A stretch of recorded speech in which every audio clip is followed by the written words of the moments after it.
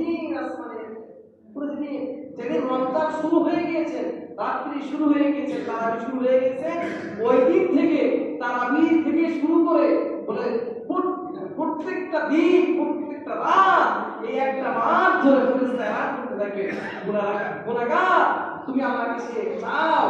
আল্লাহ অনেক গুনাহগারকে ক্ষমা করে দিয়েছেন, আল্লাহ অনেক জাহান্নামীকে মাফ করে দিয়েছেন, তুমি ক্ষমা চাও, তুমি মাফ চাও, আমার আল্লাহ মাফ করে দিবেন। আর যারা ক্ষমা চাও করতেই থাকে আল্লাহ ফেরেশতা বলে, হে পাপাচারী, হে গুনাহগার, তুমি এত কেন পাপাচার করতেছো? তুমি পাপাচারগুলো বন্ধ করে দাও, তুমি গুনাহগুলোকে বন্ধ করে দাও। আমার আল্লাহ মাফের ঘোষণা দিয়েছে।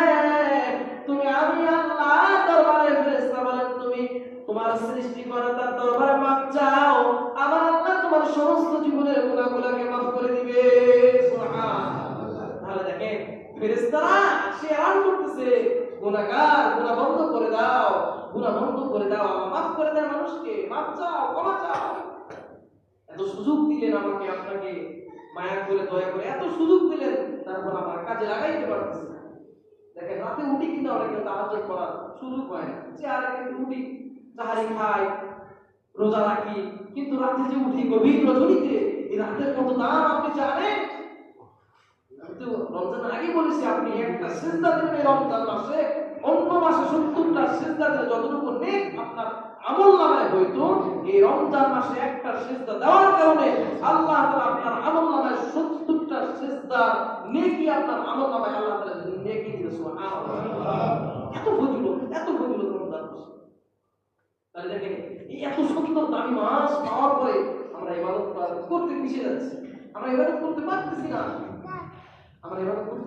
কেন? এত সুন্দর পবিত্র রমজান মাস আমার আপনার জীবনে আসলো, সামনে বছর যে পাবে এর কোনো গ্যারান্টি আছে? এই মসজিদে গত বছর যারা ছিল রমজানে, অনেকেই আমাদের মাঝে কবরে চলে গেছে না?